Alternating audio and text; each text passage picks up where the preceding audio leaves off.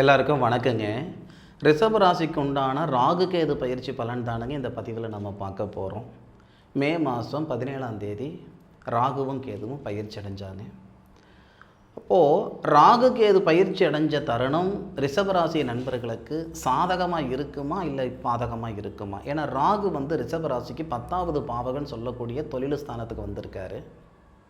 4வது பாவகன் சொல்லக்கூடிய சுபஸ்தானத்தில் கேது வந்திருக்காரு.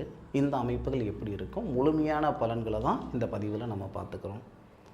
இதுதான் நம்ம சேனலை முதல் முறை நீங்கள் பார்க்குற மாதிரி இருந்தால் இந்த பதிவு முழுமையாக பார்த்துட்டு உங்களுக்கு மனசுக்கு நிறைவு இருந்தால் சப்ஸ்கிரைபர் பண்ணி சப்போர்ட் பண்ணுங்கள். பொதுவாக இந்த ரிஷபராசி நண்பர்கள் நான் ஏற்கனவே நிறைய பதிவில் சொல்லியிருக்கிறேனுங்க. 4 பேருக்கிட்ட போய் நம்ம வேலை செய்யணும்னு நினைக்கிறத விட 4 பேருக்கு வேலை கொடுக்கணும்னு நினைக்கிறதுல ரொம்ப ஆர்வம் அதிகமாக காட்டக்கூடியவங்க இந்த ரிஷபராசிக்காரங்க. படித்த படிப்பு, அதாவது பகுத்தறிவு தான் அதிகமாக இருக்குமே தவிர படிப்பு கொண்டு ஒரு வேலை செய்யணுன்ற எண்ணங்கள் ரொம்ப குறைச்சல். 3 டிகிரி படிச்சிருந்தாலும் சரிங்க, 4 டிகிரி படிச்சிருந்தாலும் சரிங்க, சுய தொழில் செஞ்சுக்கணுன்ற ஆர்வம் நிறைய பேருக்கு இருக்கும். வெளியூர் வெளிநாடு போகக்கூடிய தருணங்களும் இந்த ரிஷபராசியில் பிறந்தவங்களுக்கு நிறைய பேருக்கு இருக்கும். என்னதான் காசு பணம் இருந்தாலும், கோடியாக காசு பணம் இருந்தாலும் மனசாலுக்கு கொடுக்கக்கூடிய முக்கியத்துவம் காசு பணத்துக்கு தரமாட்டாங்க. ஒரு அத்தியாவசியமான செயல் தான் செஞ்சுக்கிடுவீங்களே தவிர அனாவசியமான செலவுகள் செஞ்சுக்கிட மாட்டீங்க. 10 ரூபா கொடுத்து இதில் தான் பொழைச்சி காட்டிடுவீங்க. 10,000 ரூபாய் கொடுத்தாலும் அந்த 10 ரூபாய் பொழப்பு தான் பொழைப்பீங்க. இது ரிஷபராசி நண்பர்களுக்கு உண்டான ஒரு மிகப்பெரிய ஒரு குணம். சரி, அப்பேற்பட்ட ரிஷபராசி நண்பர்களுக்கு இந்த ராகு கேது பயிற்சி காலகட்டம் சாதகமாக இருக்குமா?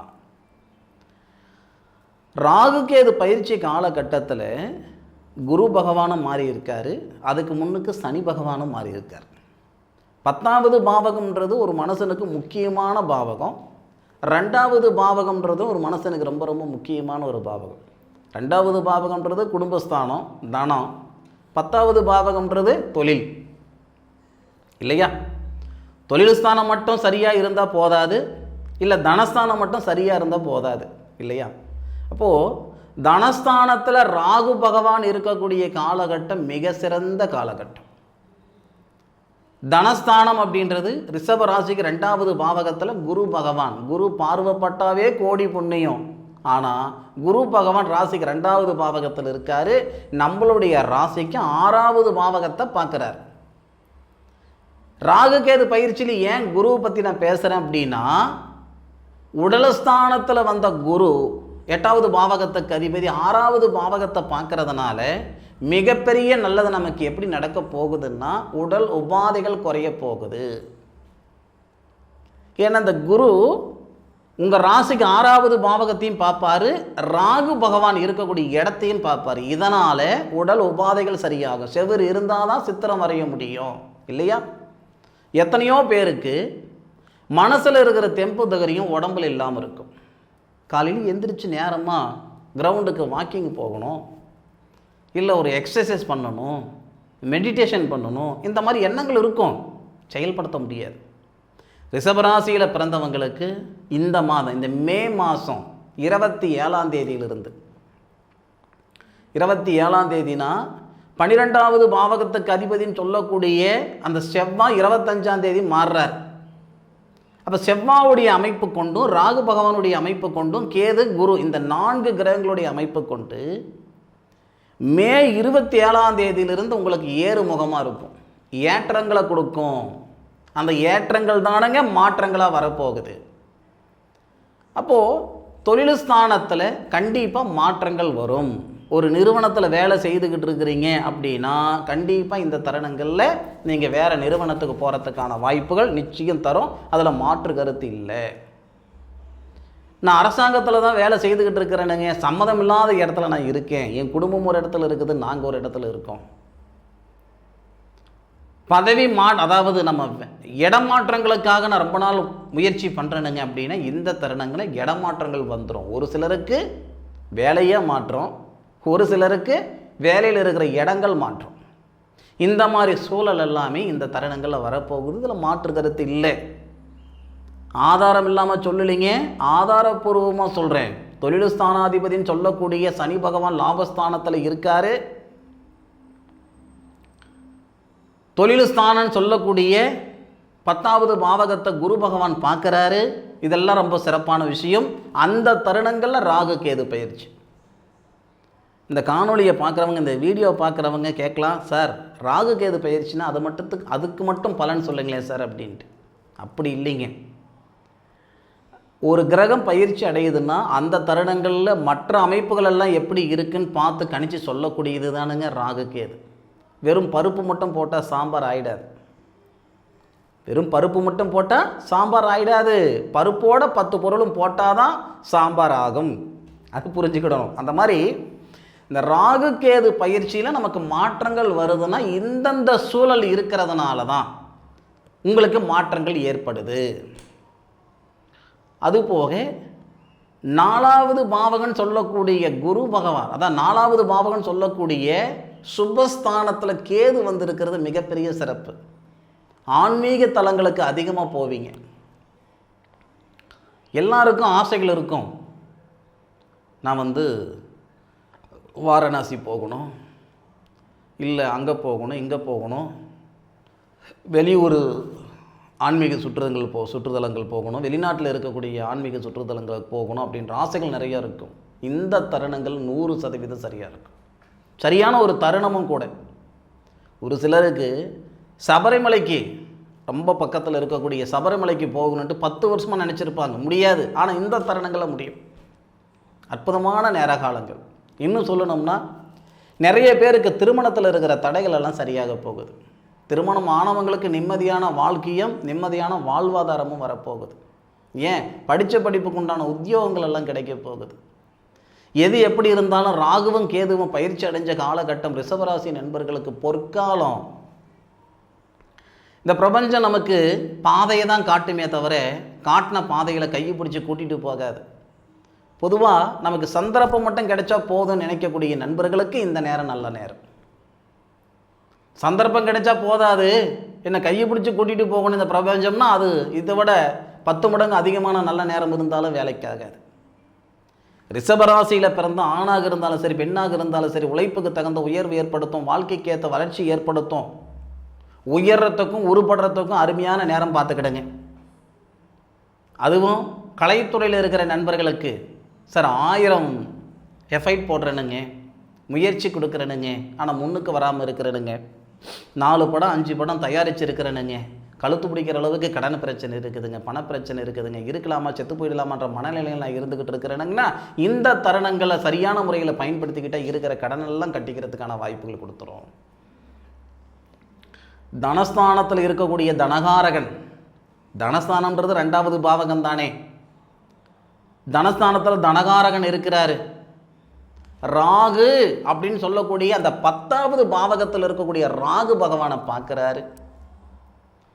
பொதுவாக ராகு கேதுக்கும் பார்வை கிடையாதுன்னு சொல்லுவாங்க. ஒரு சில ஜோதிட நூல்களில் பார்த்தீங்கன்னா 3, 7, 11 ராகுவுக்கும் கேதுவுக்கும் பார்வை உண்டு.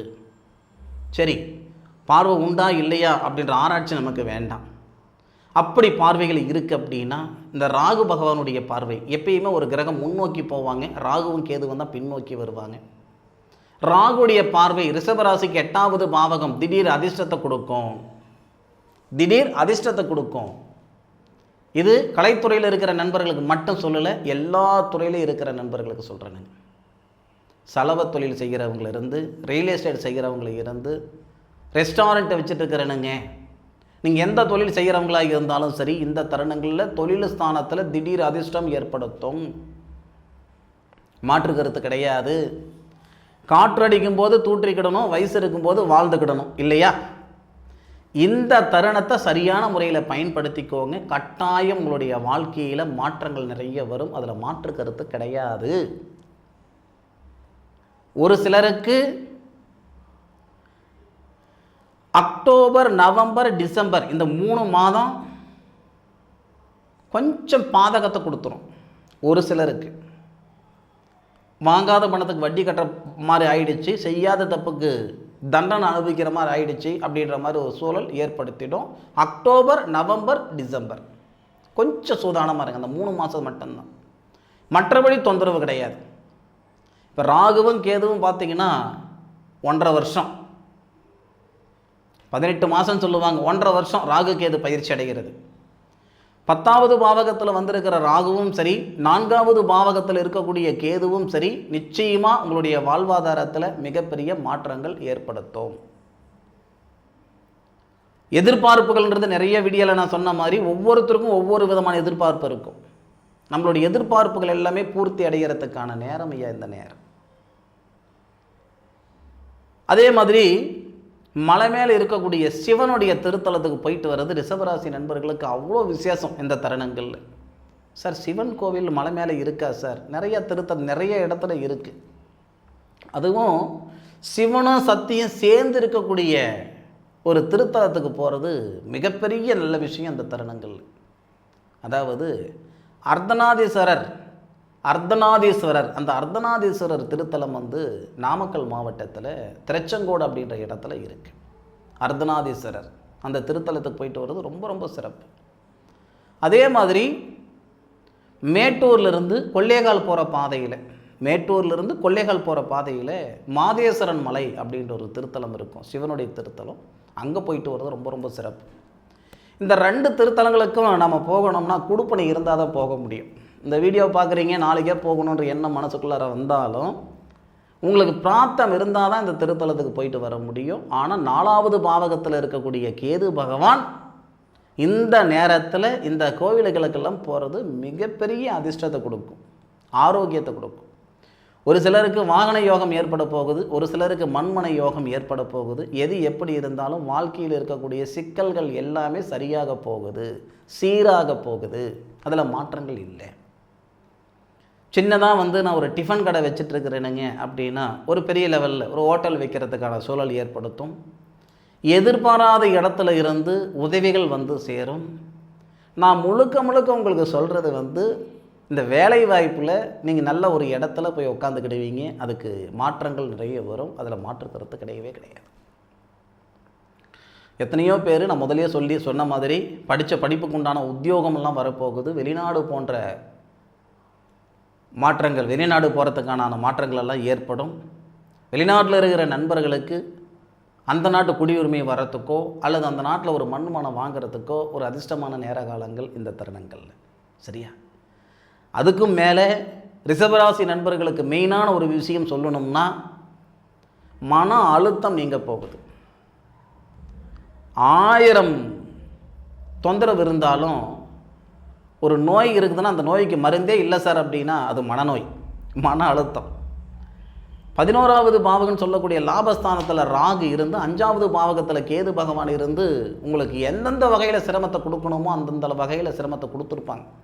ஆனால் அந்த கிரக அமைப்புகள் மாறின சூழல் ரொம்ப ரொம்ப சிறப்பு. 10வது பாவகத்துக்கு அதிபதி தொழில் ஸ்தானாதிபதினு சொல்லக்கூடிய அந்த சனி 11வது பாவகத்தில் நம்மளுடைய ராசியை பார்க்கக்கூடிய தருணம். 10வது பாவகத்தை குரு பகவான் பார்க்கக்கூடிய தருணம்.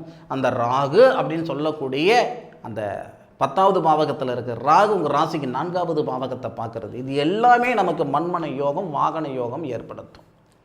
சார் மண்மனை யோகமெல்லாம் வருதோ வரலையோ, நிம்மதியான வாழ்க்கை வேணும் சார், நிறைவான வாழ்வாதாரம் வேணும் சார், 1000 மடங்கு இருக்கும். அதில் மாற்று கருத்து இல்லை. அனுபவிச்சு சொல்லுங்கள். ஆராய்ஞ்சு உங்களுக்கு நான் பலன் சொல்லியிருக்கேன். நான் ஆராய்ஞ்சு சொன்ன பலன் நீங்கள் அனுபவித்து சொல்லுங்கள், நடந்ததா நடக்கலையான்ட்டு. சரியா? சரி நண்பர்களே, ரிஷபராசியில் பிறந்த நண்பர்களுக்கு இந்த பதிவு பயனுள்ளதாக இருக்கும் நான் மனசார நம்புகிறேன். மீண்டும் அடுத்த ஒரு அற்புதமான தருணத்தில் உங்கள் அனைவரையும் சந்திக்கும் வரை உங்களிடமிருந்து விடைபெறுவது உங்கள் வீட்டு ஜோதிட நண்பனான மா காளிதாஸ் மணிகண்டன். திருச்சிற்றம்பலம். வாழ்க வையகம், வாழ்க வளமுடன்.